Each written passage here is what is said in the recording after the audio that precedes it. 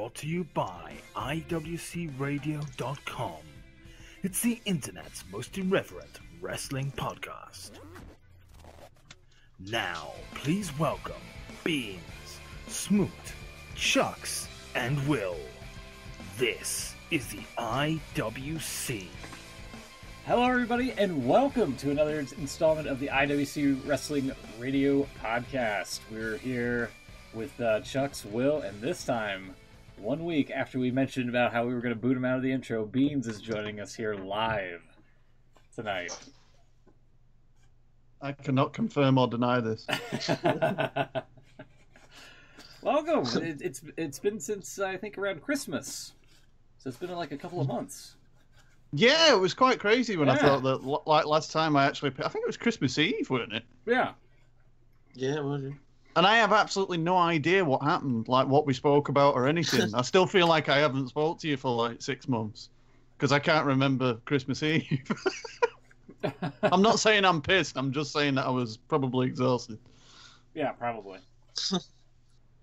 You're more likely to not remember things if you're tired as opposed to like being awake and such, from what I understand. Yeah. I think what we define these days as parenting is called autopilot. Yeah, that's true, I suppose. As long as food's in there and you clean nappies, then that's pretty much life. But yeah, it's been well, other than Beans joining us, it's been kind of a slow news week in the world of professional wrestling. We'll probably go over stuff that happened on Raw, SmackDown. I've not had a chance to watch the recent NXT takeover, sadly. Unacceptable, Smoot. I know. Hey, and also the Eagles, I think, won the Super Bowl. So it's been like 1 week since that happened. So that's great. I was so impressed. I actually managed to stay up and watch that. Really? Yeah. I It finished like 3-4 in the morning here, and I booked the day off work the day afterwards, and I thought I'll get Jack settled, and then I'm just gonna try and watch it. And if I don't make it, then I'll just watch it the following morning when I wake up. And I was quite surprised I actually made it through, even through that horrific halftime show. Yeah, that thing was awful. Really? Yeah, it was. It wasn't amazing, but I thought he was okay. Yeah, because there's like that controversy where Prince said that he didn't want to be dredged up and like performed with somebody after he dies because he thought that if it was meant to be that they would perform together and their paths would have crossed while they were alive, rather than trying to force it when he was dead. And so he had like a thing planned where he had like a hologram, and instead it was like a video projection, and people were trying to split hairs with it and whatnot. And it was still kind of disrespectful, I feel. Yeah, okay, I see. Yeah. I thought you meant the performance itself. Yeah, I was just going to say the thing that got me about it more of it was just the fact that he basically just played his CD and he just came out and did a load of dance moves. And pretty much, yeah. And in between each bit just went, "Come on!" Yeah. And that was pretty much it. And I just thought, I mean, I'm not a fan of like Lady Gaga, but like last year she jumped off the fucking stadium roof. That's true. So, Justin, kicking a microphone stand around ain't going to cut it. Yeah, especially compared to that. So, yeah. So, yeah, there's not much to talk about. Let's just get right into the week that was Monday Night Raw, with the show starting off with Roman Reigns defeating Bray Wyatt to qualify for the Men's Elimination Chamber match, which I think there's up to... There's 3 at that point, and then 2 spots were filled. And then this upcoming Monday, it's going to be a second chance for the 4 participants that were not able to get in. And apparently, there was some sort of controversy that WWE.com accidentally spoiled the outcome by having like a picture of Finn Balor with the Elimination Chamber group. So I don't know your guys' thoughts on that, but yeah, I've seen the supposed the image that the match is going to be, and I think it's the best choice out of the others that are in the match. Considering it's Bray Wyatt, Matt Hardy, and Apollo Crews, yeah, as the other three. If you worked at WWE and you did all like the graphics, wouldn't you be so tempted to just like leak the image of Apollo Crews in the chambers? I think they would be more pissed at you for doing that, because then they would have to do that. They would have to have Apollo Crews in the chamber. No, then they could just have Finn Balor in it, and then it wouldn't look so silly. I mean, fair enough. As like a curveball swerve. It's not. I mean, like, this is a company that like released the not last year, the year before Royal Rumble DVD with Triple H holding the championship, and the Royal Rumble was for winning the championship. So you're kind of spoiling your own pay-per-view on the front of your cover. Yeah. So, granted, obviously this is something for next week, but yeah, true. We'll get a little bit into that after a while. And then we had Finn Balor and Carl Anderson defeating the Revival in what was probably a nothing match. I still don't understand why the Revival are losing matches on TV. No, I don't either. Do you think there's any sort of light at the end of the tunnel for these guys anytime soon?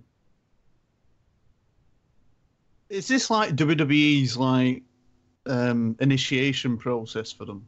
Because they do like to like grind people into the ground before they give them a chance to do something sometimes. It's true.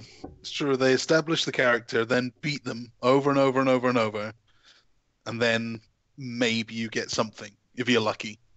The Ascension, the Vaudevillains, a couple of examples.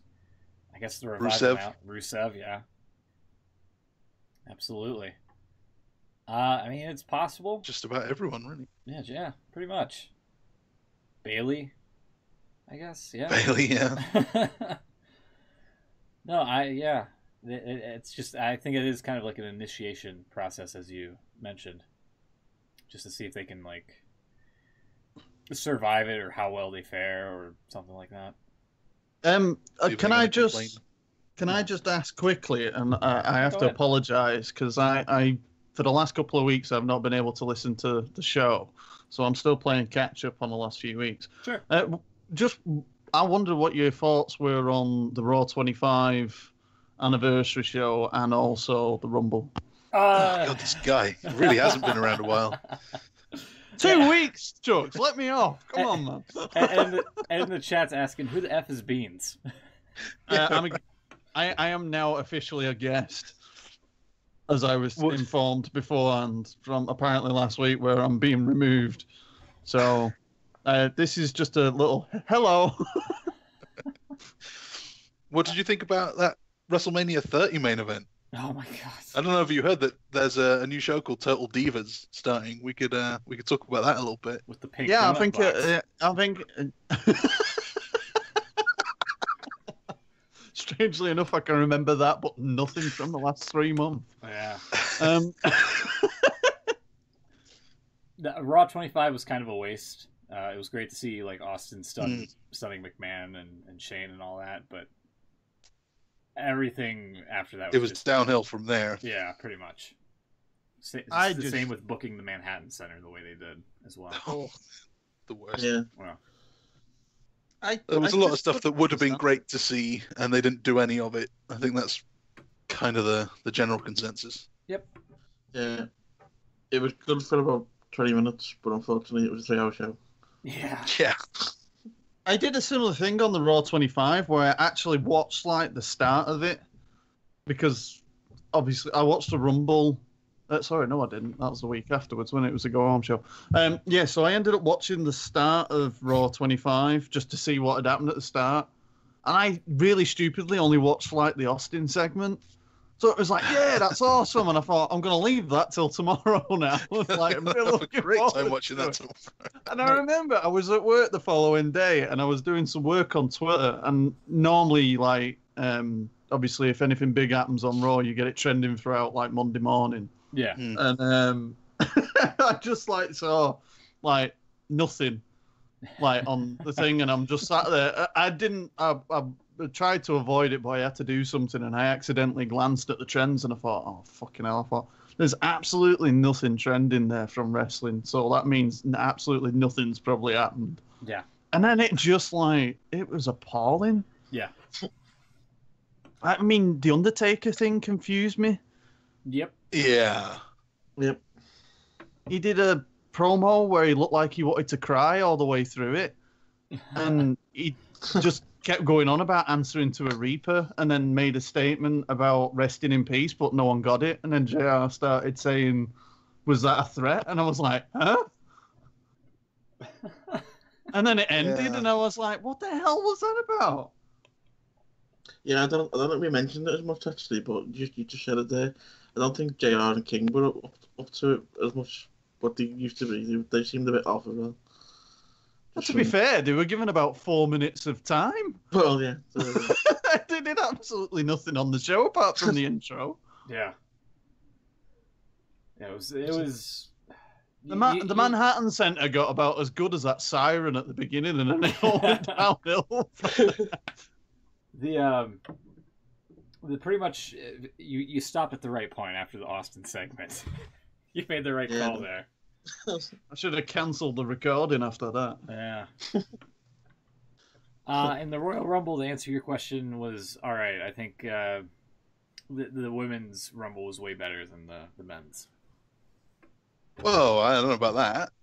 In regards to surprises, I don't agree with that at all. In regards to surprises, as soon as you said it, I had 2 words that came into my head as soon as you said that. Kelly. 2 words, and they were both the same. You got me. You got me. Yeah, there were more surprises, and in general, I think they were more capable. Sure. Yeah. At least we got more out of them. I don't know if the Hurricane can still go like he used to. But yeah, I see what you mean there. But I think the men's Rumble was very good. One of the better we've had for a few years now. Roman didn't win it, so. And Roman didn't win it. Yeah. I don't know. I know that a lot of people really enjoyed it, and I can't say it was bad, but I just didn't. I didn't really get into it the same, and I know that you shouldn't build your hopes up for these events, but you were sitting there and I'm thinking, like, you've got this checklist of like wonderful segments that could happen, the usuals like Shawn Michaels and Austin returns, which we know will never happen.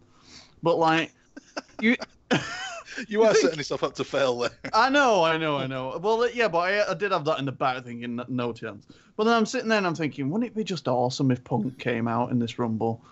And I was thinking, right, and I was sitting there thinking, well, Punk's probably like ultimate dream scenario. And I thought, next realistic one is Undertaker scenario with Cena. Nothing on that front. Next one after that was Daniel Bryan, whether he would be in it, or at least a tease of something. Nothing happened. And then the other one was Ronda Rousey, and it happened, but it was like, I don't know, I remember saying to my mate, as soon as Asuka won it, and I turned to my mate who I was watching it with, and I was like, do you know what? This hasn't been a bad show at all, and it, I'm happy that Nakamura and Asuka have won it, but there's no involvement with Daniel Bryan. The dream of CM Punk's never happened again, as usual. Yeah. And we haven't got Ronda Rousey. And then Ronda Rousey came out just as I was making the point. And it was like, all right. And I thought, why has WWE fucked this up? Because the music played, but they had like the camera aimed slightly at the entranceway and you couldn't see Rousey properly. Yeah, and it was all like that AJ Styles debut thing all over again, where it's like they didn't know it were going to happen. Yeah. And yeah, that was a bit weird. It was so strange. And then she come out and just kept doing this like fucking Wonder Woman pose at the bloody WrestleMania sign. And it was like, and then I just had this dread that I thought, oh my God, Rousey's going to be like one of these like horrendous performers, isn't she? It was just like, And it was just bizarre. The only thing that I liked about it was Asuka slapping her hand. That were it. Yeah. Yeah. Yeah. And I just, afterwards I thought, I know it's a massive thing, and I'm glad it's happening because they need a boost in something like that. But I don't know, afterwards I was a bit like, nah. And that isn't obviously match quality as such. It's just literally thinking of surprises and moving forward, and just thought, coming out of it, and, you know, we're in pretty much the boat that we thought we were going to be in. Chuck's pick was Ronda Rousey to win the Women's Rumble, and she was off by about 5 minutes. It's true. It's true. Also, Kurt Angle wasn't in it. I just reminded myself there. Yeah, it's true. Angle wasn't in it. It's true. It's true. Damn true.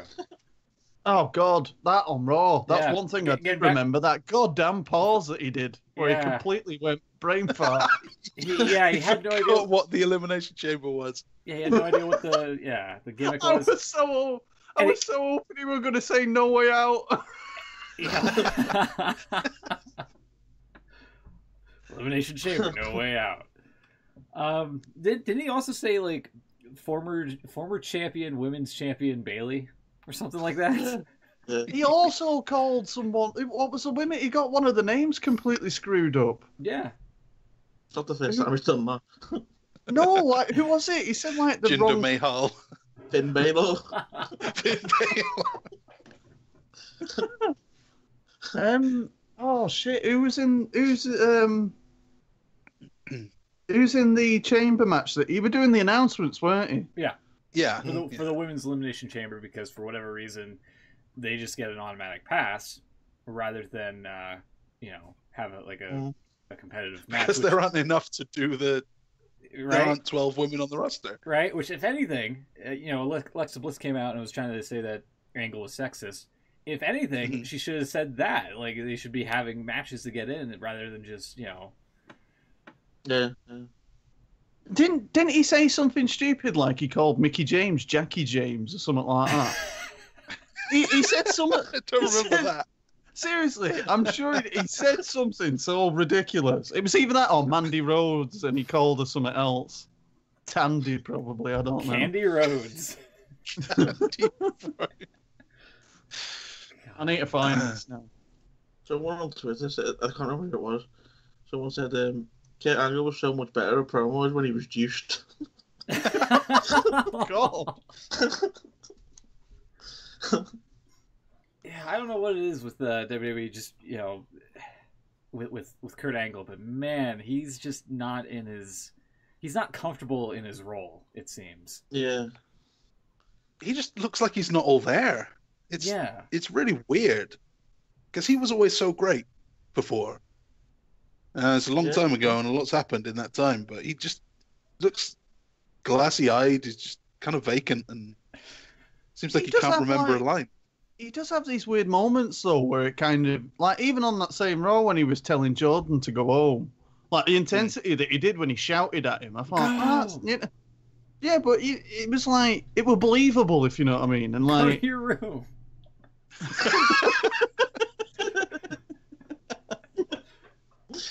That's what I was waiting for. But not to the production truck, because they cost $12 million. Yeah. Yeah. So I'm trying to find what the fluff is, and I've fucking gone on the WWE website like they're going to tell me what he said. And the chat says... Kurt Angle accidentally said Candy Rhodes. Kurt Angle made Asuka's decision for her on which title she'll fight for at Mania, and Angle looks so awkward, dad-like, especially when he's yelling at Braun. Yeah, that is true, yeah. The week before where he was scolding Braun for, what are you doing out there? It was last man standing. What do you expect? Yeah, that was awkward for sure.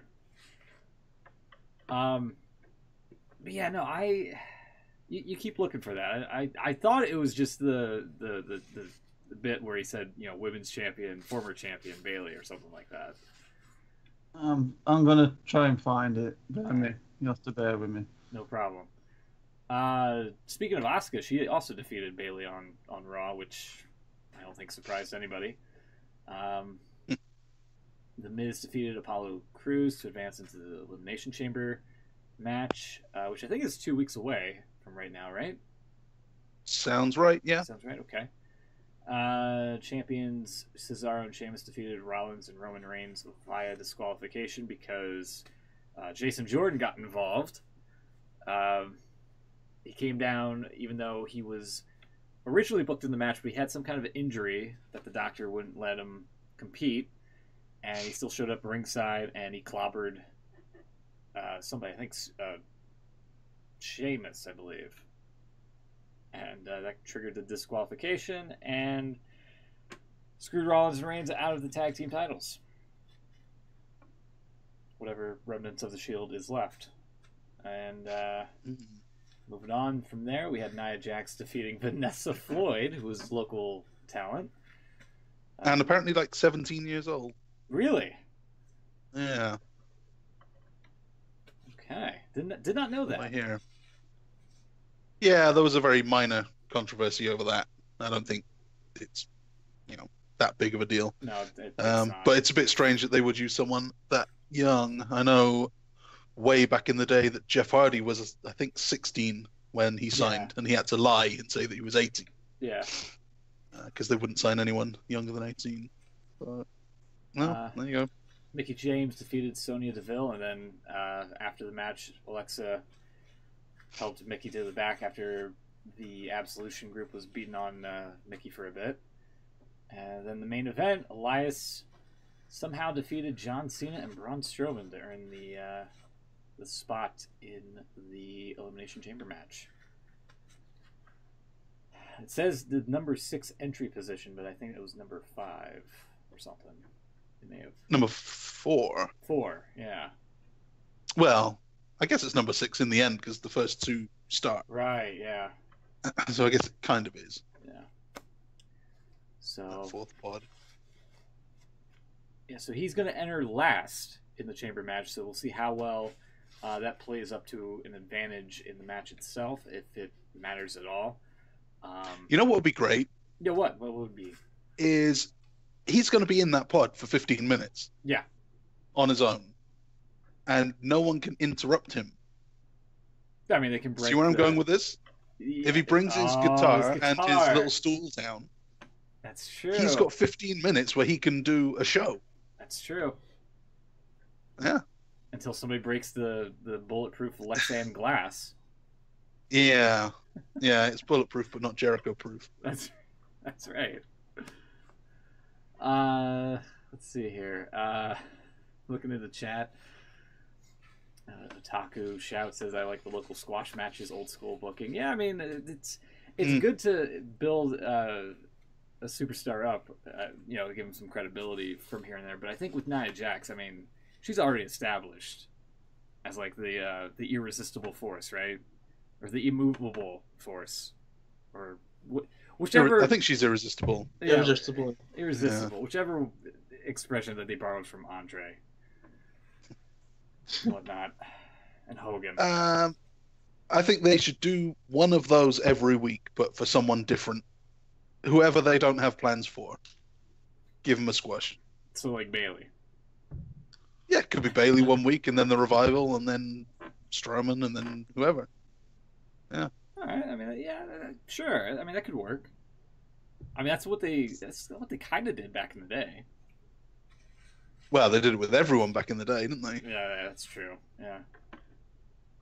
Yeah, I think we could do with a couple more of those things. They don't have to go long. Just give someone a chance to show their moves.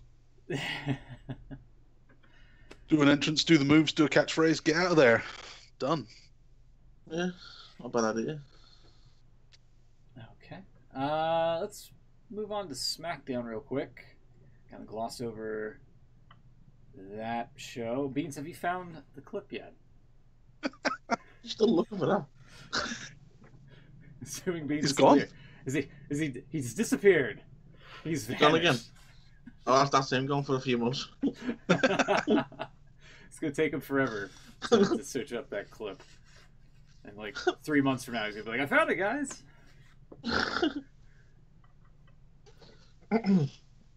No, he's actually gone. Okay. Is he? He's still in the call for us. Yeah. But he's Do you know, definitely not- Oh, there do you he know, is. I've just been talking for like 30 seconds and realised that I've muted myself. He's out of practice. I was literally just saying that, and I've just proven it to be true.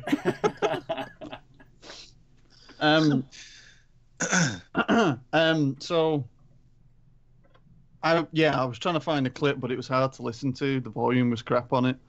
And I think I might be suffering with the same problems as Kurt Angle, because I think it was actually all right. Oh, there's a train going in the background there, yeah. Yeah, no, like I said, it was only that one that one line for Bailey, I thought. So. Yeah, he did screw that one up, but I don't know if it was Sonya Deville that he said something weird on, but he says it that low, and also the videos all seem to like jump a bit, so I don't know if it's all been cut out or something, or I don't know. I wouldn't be surprised if they edited it, yeah. Otaku's in agreement, yeah, Bailey could do with some more squashes, some wins, yeah, not just Braun. Yeah, definitely, I agree. Ed's also agreeing that, yeah, you'll probably disappear searching for that clip, Beans. So there you go. I was just going to say I'll be back for SummerSlam weekend and I'll have it for you. SmackDown had the first ever SmackDown Live Top 10 Superstars list, which had AJ Styles at number 1, and I don't remember who was number 10. You don't remember who was number 10? Oh, it was Ty Dillinger. Never mind. Right. Of course it was. He's a guy that could use a squash match or two. Yeah. For sure. Yeah, he really is. Dillinger was 10. Orton was 9, strangely enough. Becky Lynch was 8. Usos were 7. New Day 6. Bobby Roode was 5. Naomi 4. Nakamura, the Royal Rumble winner, number 3. And Women's Champion Charlotte Flair, number 2. And as, again, mentioned, AJ Styles, number 1, WWE Champ. I call shenanigans. Supposedly, there's no way AJ and Nakamura are up there and they voted Charlotte as number 2. No way. Supposedly, when voting, superstars had to consider locker room leadership, talent, and athletic skill, and they could not vote for themselves. Neither Bryan nor McMahon voted on the list as well. Supposedly, if there's any sort of credibility in this. So what do you guys think? In the first ever Top 10 list, is this supposed to change your opinions on these guys, or just... I don't get what it's for. I was just going to say, I don't get half of what they're doing with SmackDown at the minute. Yeah. Do you like all the words that are coming up on the screen? No. I am so fucking angry about the words that flash up on the screen that's supposedly supposed to be a live fucking broadcast. Yeah. Oh, look, Daniel Bryan. It's like, I'm not being funny here, but with Jack, there's plenty of times when he's teasing and he just like does this monotone groan and it stops you. It's not that loud, but it stops you from being able to hear a bloody thing that anyone ever says or anything that's said on TV. And I have learned to actually watch programs with subtitles now. Yeah. Just so I could do it. So when I'm watching SmackDown and Daniel Bryan's telling me who the top 10 is, and then it's fucking coming up in letters on the screen, I'm on the verge of checking to see if I've turned the fucking subtitles on. You have weird subtitles. Yeah, you do. Yeah. Only half the words and they're all over the place.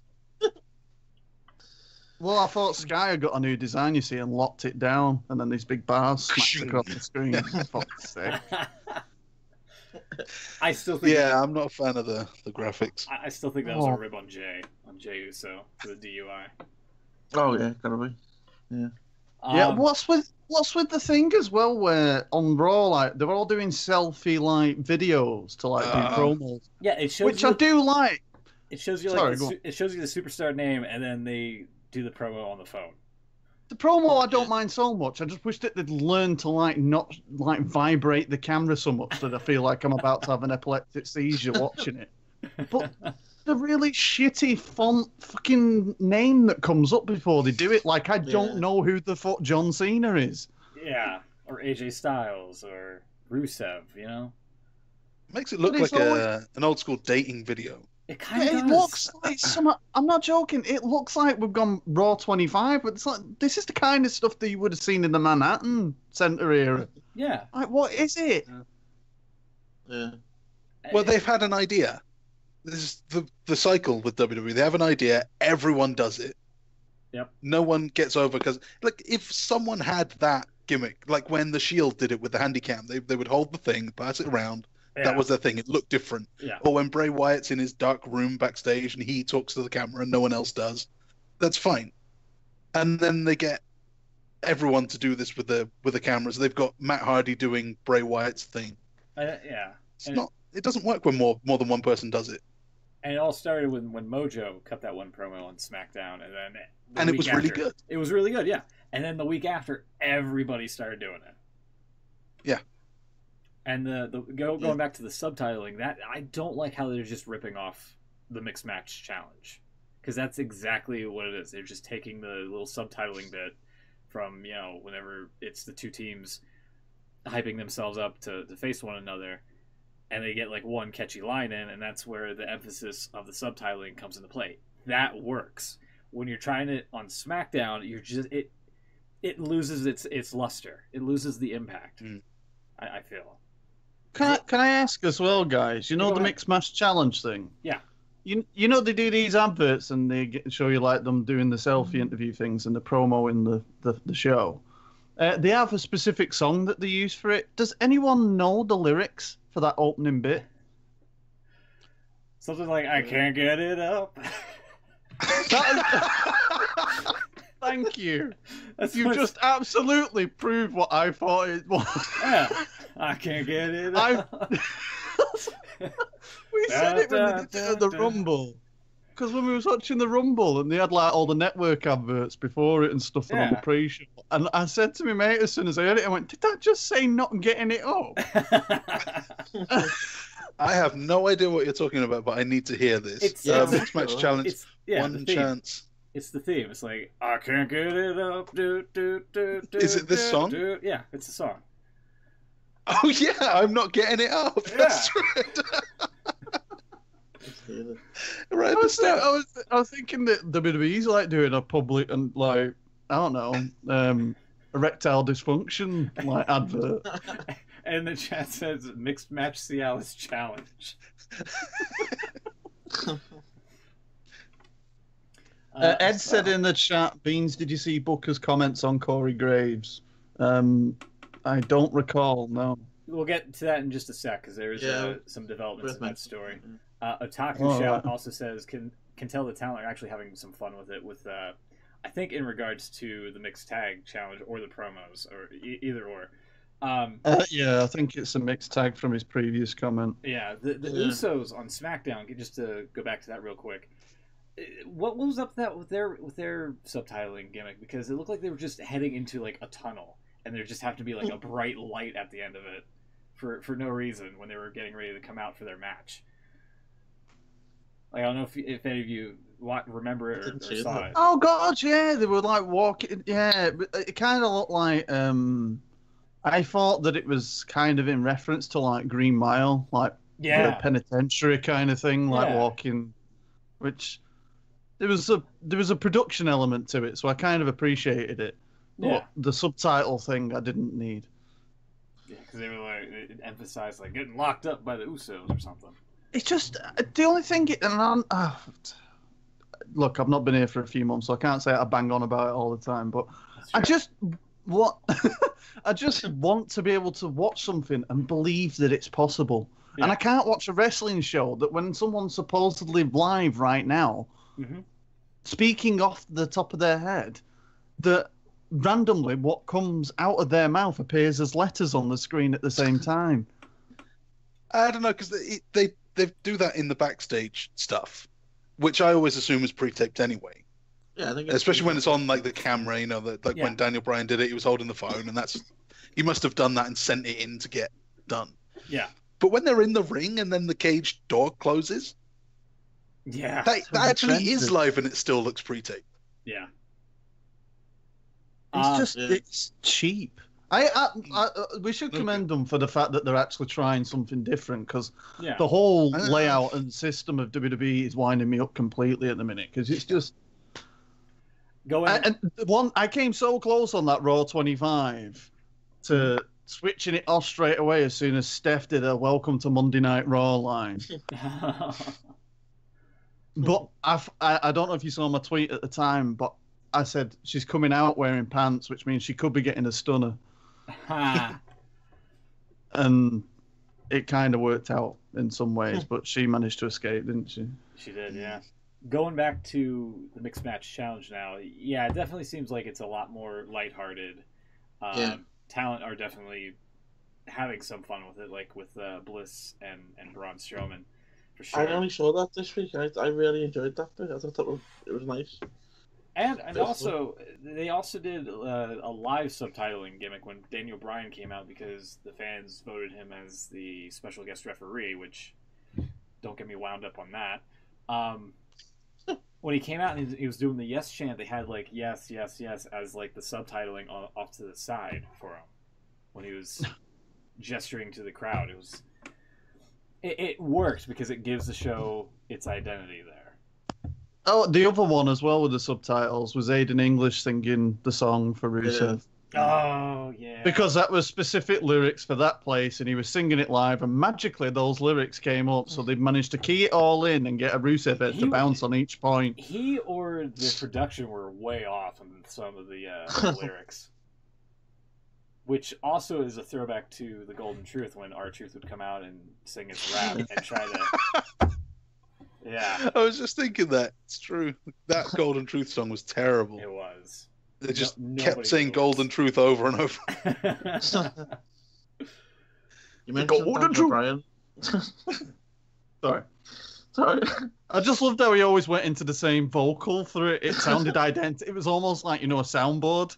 Every time he said it, there was never any kind of variation in how he said it. It always sounded the same way. Like he slipped on a banana. Anyway. You mentioned Daniel Bryan just then. I don't know if it's just me, but is it getting really cringy when he does the yes chant now? Oh, that happened about 2 years ago, didn't it? I don't know. Like, he's just trying to shoehorn it in whenever he can. It's just. I mean, I know that it gets him over. I understand why he does it, but I don't know. Is that kind of playing into the kind of heelish character he's kind of leaning towards at the minute, though? It's all he's got left. I mean. That's true. Give him a break. Poor guy. I hope he doesn't listen to this smooth. I mean, in WWE, it's literally all that he has left in regards to his wrestling career. Yeah. Quick check on the brackets. Goldust and Mandy Rose. It was them versus Uso and Naomi. Rose Gold lost. Yeah, which is a shame, because that seemed like a really good gimmicky team name for sure. That could have worked. But I guess they went with had to give SmackDown a win at some point, because the first 3 weeks have been completely Raw teams advancing. Next up, it's going to be Elias and Bayley and Rusev and Lana, which at the end of this past week, Rusev came out and they cut a promo and was singing, "Lana is the best, Lana is number one, clap, clap." And he was trying to get the crowd to recite that for a bit. So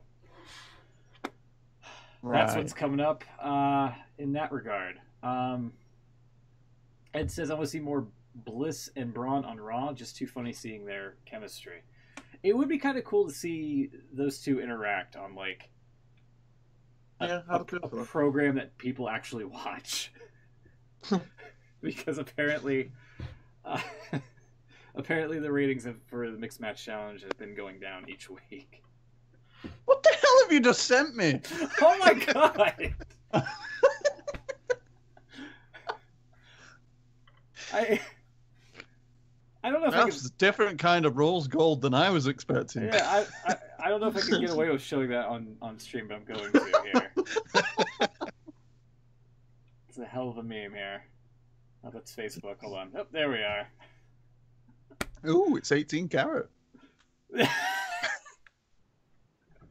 Wow. All right, moving on. Going back to not a bit stunned. Going back to SmackDown for a bit. Shane McMahon, Daniel Bryan apparently had a tense altercation in the ring. Solid God. Oh my God. Thanks for that, Ed. I'm gonna have to mute myself. Solid gold. Yes. Yes, man. Thank you. Thank you for that. Mm. Apparently Shane and Daniel Bryan had a tense altercation in the ring during their promo. I missed out on this. I don't know if you guys saw it, but apparently this was in regards to Kevin Owens and Sami Zayn getting another title opportunity for the WWE title that AJ Styles holds. So is this something that's just going to be going on till WrestleMania with this group? No, I don't like that you're saying title opportunity now, like it's a thing. Yeah. You're one of them. Honestly, I'm just reading off of the WWE results page. Oh, no. So I spun it in with whatever I was saying. I'm sorry. Shifting gears, I should say now.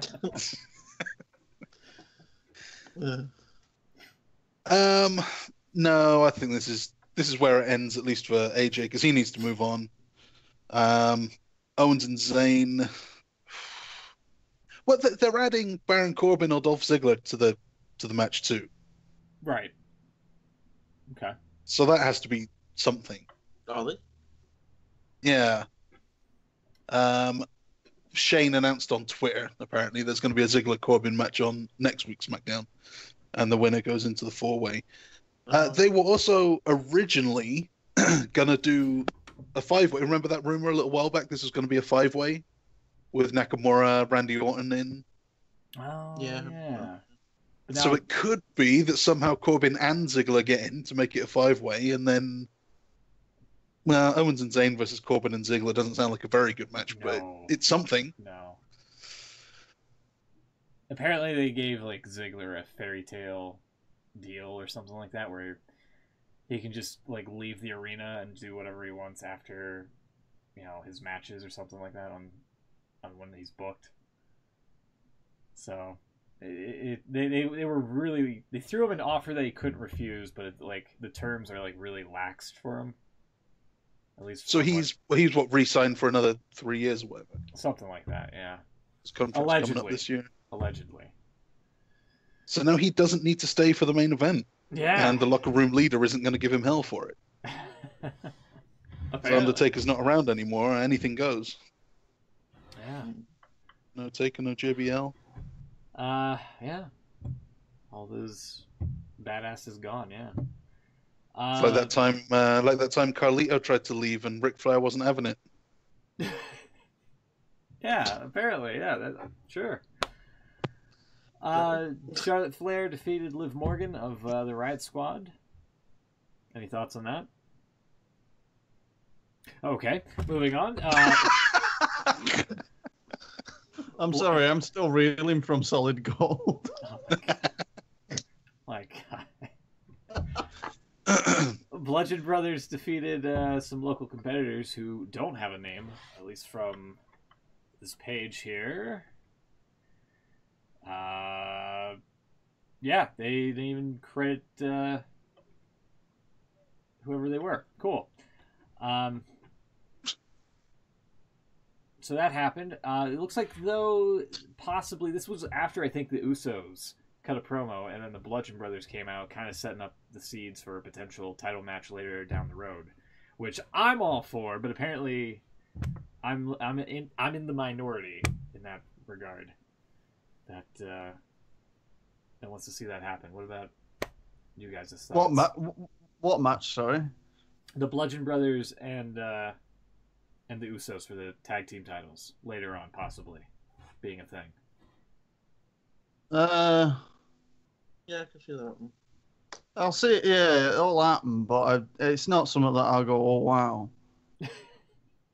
Okay. I quite like it for Fastlane, and then maybe Owens and Zayn versus the Usos at Mania. That's something. I'd love it if the revival went to SmackDown. I mean, SmackDown is the land of opportunity. Oh, for fuck's sake. I also saw that on the the sheet here that I'm reading. Yeah. Wait a minute, you got the same script that Shane did. Sure, yeah. What up, Kansas City? Oh, for fuck's sake. Oh, it's like there's, I don't know, there's about 10 different lines that WWE have in both Raw and SmackDown that you're guaranteed to hear about 6 times each night. Yeah. Yeah. They just don't seem to understand that people want something just slightly different, seeing as we watch fucking 6 hours of it a week. Well, SmackDown has something different. They put up the words for you, so you don't have to turn them in the closed caption. Oh, great. Now Yeah. I'll read it. It's going to say, "What's up?" when fucking Shane comes out soon. And then they'll get the town wrong. They should do it. They should have the words come up every time it's one of these buzzwords. So every time someone says WWE Universe, it should come up on the screen. Oh, God, no. Every time someone says each and every one of you, that should come up on the screen. Oh, that'd be so bad. But I know, but it would be hilarious because it would be. No. Do you know, when Steph comes out at the beginning and says, "Welcome to Monday Night Raw," I want, when she says Raw, I want the word Raw to come on the screen, but like vibrate slightly with an exclamation mark. Yeah. Or when Michael Cole says it, Monday, ... Night Raw. Oh, I also, when Michael Cole says shifting gears, I want him to start doing the motion with his hands, because it always happens when...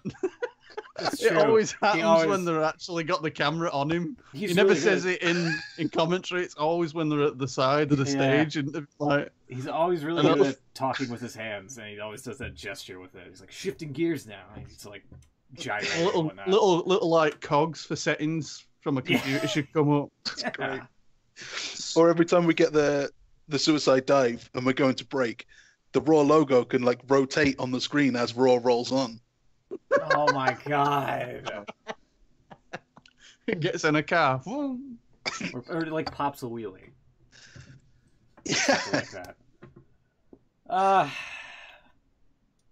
Do you know, Bob all it reminds me of as well, the subtitles way it comes up, and I think I mentioned this ages ago, but when Sky obviously have always shown WWE, but when they were showing Raw back in the 90s, when Kane was having his rivalry with Undertaker before their first meeting at WrestleMania 13, Kane set the cameraman on fire. Oh yeah, and it's like flashed across the bottom, like for half of the screen in big grey writing saying "This is a stunt." Yeah, and just kept flashing it on the screen, and it's identical to how they did the text now. So I'd love it if it just came up in the middle of the match when it comes back from an advert, and you got them in a chin lock, and it just says, "This is a rest hold." Don't try this at home. God, I'm surprised they haven't done that again since then. Like, this is a stunt. Let's see, where was I? Oh, right. United States champion Bob Roode defeated Rusev on Rusev Day, unfortunately.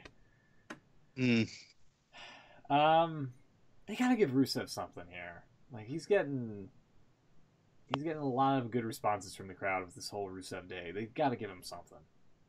He has to be turning, I think. No, they can't turn him now.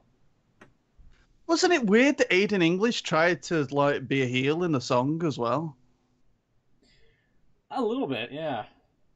Considering that for weeks they've been really giving good following, and they've kind of changed them to faces anyway. No, they're heels. That's what I mean. They have to go face now. Oh yeah. Right. I still think that they're not yet. Okay. Because I mean, he was booked against Bobby Roode. True. Yeah. You can always tell by who they're being paired up with. Yeah. They don't think he's a face yet, but it's got to be coming. Shelton Benjamin, Chad Gable defeated the Ascension. I mean, the Ascension, aren't exactly a force to be reckoned with. So, I mean, it's not too much of a surprise there. They should really kind of make the Ascension something better than what they currently are, instead of having them be paired up constantly with Fandango and Tyler Breeze, which honestly they didn't do the WWE exclusive clip of the segment that people don't tune in to see anymore of the Fashion Files.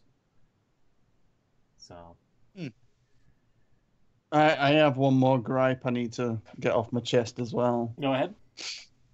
John Cena, Raw. What about it? With Braun Strowman. Okay.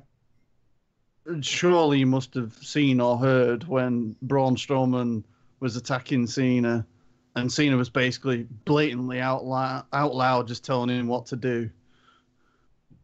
Yeah. He did it really obvious. Like, he gave him the power slam, and as soon as he did it, he would lay on the floor and he said, "Take your time." Yeah. And then you could visibly see Braun Strowman slow his walk. It was just like, oh, for fuck's sake. He's getting worse. Oh, I mean, his career's winding down, so I mean... Yeah, I think he's caring less. Yeah, exactly. But he doesn't even...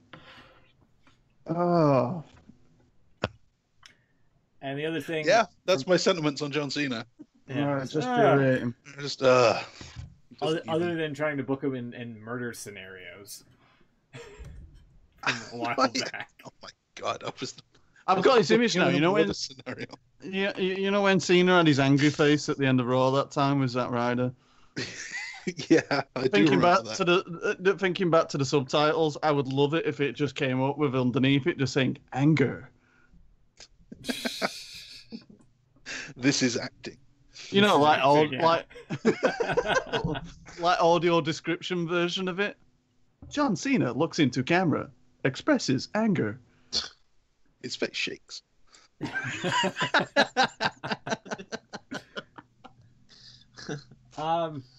the only other thing from SmackDown was the triple threat being announced for Fastlane between Zayn, Owens, and AJ Styles. Which, again, it seems like they're going to probably end it at Fastlane, but I think they're going to extend this into maybe WrestleMania somehow, I feel. Then again, Owens and Zayn are kind of falling apart, possibly.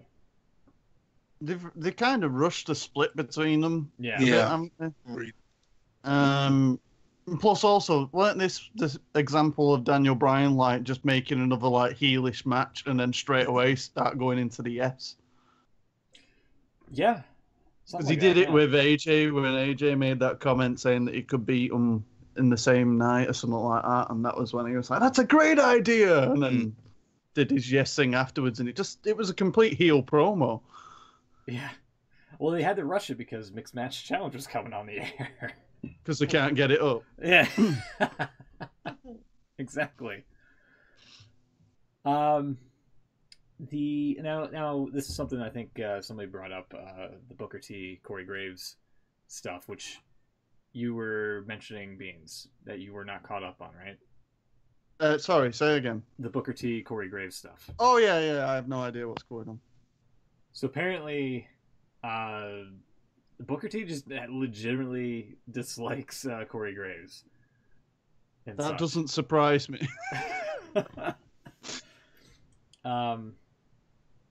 Apparently just some sort of... Apparently WWE knew that Booker T's been kind of getting upset over Corey, and they took him off of commentary and put him towards the pre-shows on the pay-per-view lineups now. And that's why they got Coach to fill in, because he's like the only other black guy on commentary that WWE wants to promote. Whoa. Are you implying that these three-man booths all have a black guy on who adds nothing? Yeah. In the year of our Lord 2018, I can't believe you would say something like that. Honestly, the best one is Booker, because he's been in the ring and he knows. It's true. It's true. And even though, well, that's arguable, but at least he's fun when he says it. True. The man can't construct sentences. But he's got the expertise. That's the thing. He's been there, done expertise. That. He spends half the night grunting down a microphone. And then just starts yabbering on about something, and then like going back on his own words 10 seconds later. And yet he sounds more coherent than Byron, who is a dork on commentary, Percy Watson on NXT, who doesn't barely say a word, and Coach, who has been out of the game for quite some time and is getting schooled by Corey on practically everything. So, what's the story with Coach? I mean, he just came out of nowhere. Has he still got his job with ESPN, or is he left? I don't know, honestly. I don't think so. He might have been part of those layoffs a while back. I think he left a few months ago, actually, and he's been kind of hinting at coming back to WWE for a while. Yeah. And so the recent development is Booker T, on his podcast, you know, he said that he didn't like Corey Graves and he would whoop him in the streets, apparently. And something along those lines. It's not an exact quote, but he apparently... Damn, I just had quotation marks around that for publication. Yeah, somebody should subtitle that. Apparently he's invited Graves to call in on his podcast and clear the air between the two. And so that is probably something I'm going to try to listen to at some point. Cause, that's actually happened in the last hour or so. Did it really? Wow. But I don't know what was said, but it's the podcast just gone up now. So okay, I'll have to check that out then. But yeah, sounds like good business. Sorry. So yeah, apparently that happened. I don't know what your thoughts on, but there was one bit of commentary I remember from, I think it was the Rumble with those two, and Booker said one thing, Corey like tried to correct him on it, and Booker was like, he sounded like legit upset. He's like, "Is that what I said?"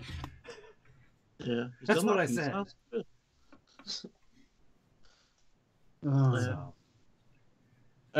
Ed mentioned before, sorry, I just saw it and I've had a chance to mention, he mentioned about Cena calling spots with Shinsuke in the Rumble, and yeah, I did notice it in that as well. Yeah, whenever Cena says something really loud, I just imagine Beans is like, "What the fuck, John? Come on, be more quiet." It's not difficult, is it? I mean, no one else does it. I mean, you occasionally hear the odd thing when they get close to him or whatever, but the fact that he's like, it's on the hard cam for fuck's sake, and you're hearing it. It's always Cena. Yeah. I feel like if it was anybody else, like, they would be scolded on it, like, on the spot or something. Like, after the match. Yeah, but this whole fucking gimmick of never give up and fucking work hard and always improve yourself. Stop fucking lifting more weights like a fucking truck. And fucking cover your mouth when you talk in the ring, you daft bastard. Well, then he's just... Cover your mouth. Well, like footballers at the end of the match where their noses get all itchy and they have to kind of talk from behind the hand. Yeah. Yeah, I'm talking under my hand right now. I'm telling you, I'm going to kill you, motherfucker, and they're going to lip read me. Speaking of which, I keep forgetting every week, but has anyone else noticed, especially at the end of pay-per-view matches, but also at the end of some Raws, Michael Cole always covers the mic like that and talks into it. Yeah, like, that shit's annoying. It's the most annoying thing. Yeah. Did anyone notice on Raw this week as well that the sound was out? Like, the feed was, like, juddery on Sky, and the sound was tinny. Did you watch the live show? It was a recording of a live one, yeah. Yeah.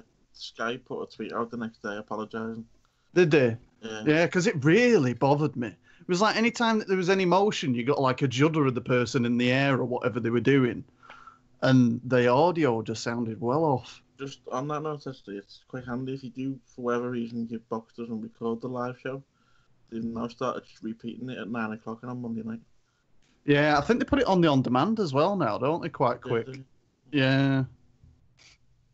Ed Just says, going back to your Cena rant. I must admit, I didn't see that on the last Cena shit where it said fucking work hard.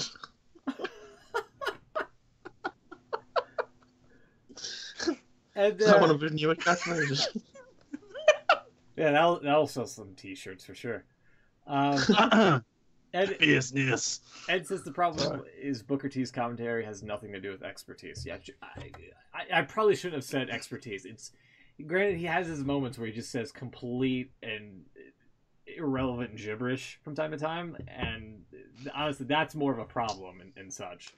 When he brought up the Gilligan's Island quote from Raw, he like many years ago, he even said that, like, he compared something to Gilligan's Island. I have the sound clip still. And he's like, they all died getting off the island, and that was not the case in Gilligan's Island. Like, at all. Look at the intensity in Sin Cara's eyes. Yeah, God. Yeah, see, like, and yet that's somehow still better than, like I said, Coach, Byron, and Percy all together. I'm so gutted that Coach is finally back in WWE and they've got rid of Pyro. Yeah. Yeah. That was like one of my top 10 Raw moments. When he nearly died from Kane's Pyro. And Percy Watson, sure, he's not bad. It's just he doesn't add anything half the time. Like, whenever I do watch NXT, it's like I practically forget that he's there. Because he doesn't chime in with enough stuff to... Yeah, he plays it very safe, I think, and he's learning, isn't it? You can tell he's trying to... I think he's building confidence a little bit in certain things to say, but... I just don't think, across the whole show, I don't think you need 3 men to call it. Oh, really thanks. don't. Exactly right. Like on the Takeover show, when unfortunately Nigel McGuinness wasn't there. Yeah. It's a shame that it was him that wasn't there. But the other guys, Morrow and Percy Watson, they were fine. Yeah. Even though it was Percy Watson, who is terrible, he was fine because it was a 2-man show. Yeah. It works better.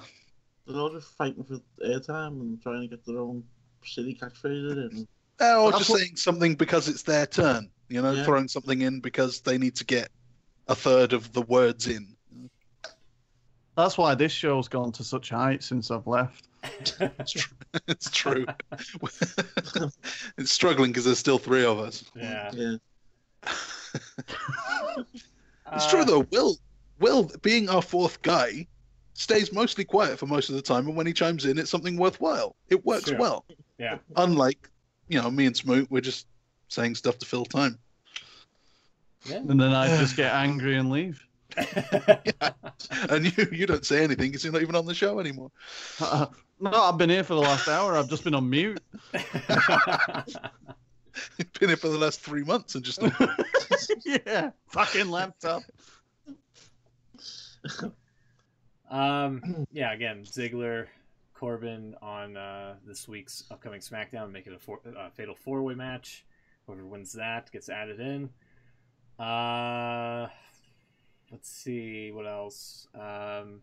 Emma, now in Ring of Honor. Hope that works out for her. And I'm not seeing much else. Emma? Oh, I know. Sorry, yeah. I know. Sorry. Go ahead. Emelina. Yeah. Jason Jordan with successful neck surgery, so hopefully he can recover soon and do something in the ring. There's a little bit of news that TNA WWE have bought some footage of the Broken Universe from TNA. Really? I don't know if we've mentioned it, but they now have Jeremy Borash. Yeah. Oh yeah, I heard that. Yeah. Yeah, they've licensed. I didn't know how I felt about it, to be honest. I still want him and Greg Hamilton to have a stare down because they're basically the same person. I don't think so. Jamie Borash looks like he's about 5'6", and that Greg Hamilton looks like he's about 6'7". I read that this is Borash's signing is Triple H is doing. Yeah, he's a Triple H guy. To basically help him run the shows because it looks like he's getting more control. He's with 205 Live now his. Yeah, with Vince focused on the XFL project, Triple H has been getting some more access to other things. One of them being 205 Live. Yeah. So as soon as you can buy any XFL merch, anytime you can watch a show, anytime you can support it in any way, God, here we go. need the XFL to be huge. But he isn't going to be involved in it, is he? That's what he Vince? said. That's what Vince said in the presser. This will be the last time you see me. Yeah, all right. Mm. Well, we'll see. Ed's asking what title will the Mania ladder match be for this year. I have no idea. See, they got probably the Intercontinental. If I Who's had to got pick the one. mid card with no one doing anything? Bob Roode? Rude, Ziggler, Corbin, Yeah. Rusev. I'd say probably Intercontinental just because you got more people on Raw roster and you need to throw more people in the match. Maybe have like a cross-brand deal and do like a switch, like the United States title goes to Raw and the Intercontinental goes to SmackDown. I was going to say And then as we well. do the shake up a month later and just switch them back again. Or I was just going to say there's supposed to be a shake-up. Or just put the two shows back together because the draft isn't really that great. But then you'd have like Roman Reigns with both belts and words coming up on both shows. Oh God, no! Oh God! No, when Michael Cole sees him coming out and he goes, "A big dog," the actual word will be bigger, big. It's true. And a little picture of a dog. No. Why did he have to give horrible names to everyone? And what the fuck is the Rockstar thing going across the screen with Shinsuke? Yeah. I could just see him walking into it back, seeing it, and just going, "Why the fuck did I come here?" The money. Does it for the money. Yep. Can't blame him. Yep. Of all the people to call the rock star as well, I kind of get it, but he's not a musician. He doesn't sing, as far as I know. He only rocks he rocks the Michael Jackson vest. I was just going to say, yeah, WWE are about this close to calling Shinsuke Nakamura WWE's Michael Jackson. Which honestly I don't think the kids would get at this point. And his finishing move would be renamed the Thriller. Oh, that's good. I like that. Yeah, that's actually, come to think of it, that wouldn't be too bad. Well, Michael Jackson was the king of pop, right? Yeah. So the king of strong style. Yeah. Pop Thriller or something. I don't know if you actually realise you did a bad pun there, Smoot. Do what? I don't think you realise you actually did a pun there. Hey. What, saying Pop Thriller? No, you said bad. Bad. Oh, yeah. Gotcha, you're right. I did not catch on to that at all. Billy Kay will be renamed Billie Jean. Okay, all right. Oh, wow. All right. So you could have, this is a long shot, Gabe Sapolsky on commentary to shout dangerous after all of his Kinshasas. That's going back to the early days of Ring of Honor. My God. Ed, stop it. Goldust comes out on SmackDown and there's a solid gold bar in front of his name. Wow. It'll certainly be in front of him. All right. I think that might be time to wrap up the show. I think I may have just been fired. No. I know we're off the wall. Yeah, a little bit. God. Is there anything else you guys want to add? Is there any other tidbits? Because again, it's been a slow news week. I think we kind of covered There's a bit everything. of news coming out of New Japan today. Did anyone see that? I've not. No. Rey Mysterio will be having a match there.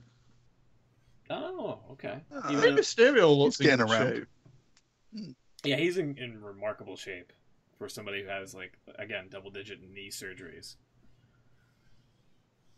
He's challenged Liger to a match at New Japan Strong Style Evolved event. It's actually in America. Best of luck to him. Yeah. Anything else? Anything else? Quickly, we'll get out of here. That's it. All right. Sorry, quick shout out to Otaka Shout. I actually know him. So. Oh, good. Hello, good. Benny. Yeah, I think that's gonna be it for right now, I'm probably gonna hop on Twitch and play some Rocket League because the season just reset. Nice. I got the new platinum wheels, which look pretty badass. You can follow us here on IWC Radio. We pretty much do this bit every week, sometimes with or without Beans. Beans, are you gonna be here next week? Can we hype you? Can we hype you up next week? I might have to go on to the Brock Lesnar schedule. Oh my god. But if I can't be here, I'll try and see if Paul Heyman can fill in for me. All right. That mean you're leaving in April? Shh. No, I'm hoping that I'll be able to get a little bit more involved if Jack keeps to his fairly decent routines. If they do another XFL presser, you gotta be there for it. I know. I'm so sorry, guys. I really screwed up on that one. Oh man. That guy saying IWC Radio could have given us many hits. Many hits. I'm just gonna say, just imagine everyone else there going, "What the hell, IWC Radio?" Well, Vince hearing the word IWC and just cut that guy off. He'd explode. He would. It's no, it doesn't stand for that. Just hearing dead air. You can follow us on Twitter at the IWC Radio. Look us up on YouTube. Otaku said that they subscribed. Appreciate it. Thank you. Thank you. Like us. You should go check out his channel. Actually, he's a streamer like you. Hey, nice. He's on mixer.com/Opaka_shout. Nice. I may be trying out Mixer if the Twitch thing doesn't work out for me. So that might be my next course of action at some point. Yeah, check us out on iTunes, wherever you can find IWC Radio. Like us, 5-star us, and all that. We'll hopefully be here next week with or without Beans, and we'll be one step closer to Elimination Chamber. That's the name of it. I pulled a Kurt Angle there, Ramona. I couldn't think of the name. No Way Out. That's it for us. We'll see you then. Take care. Good night.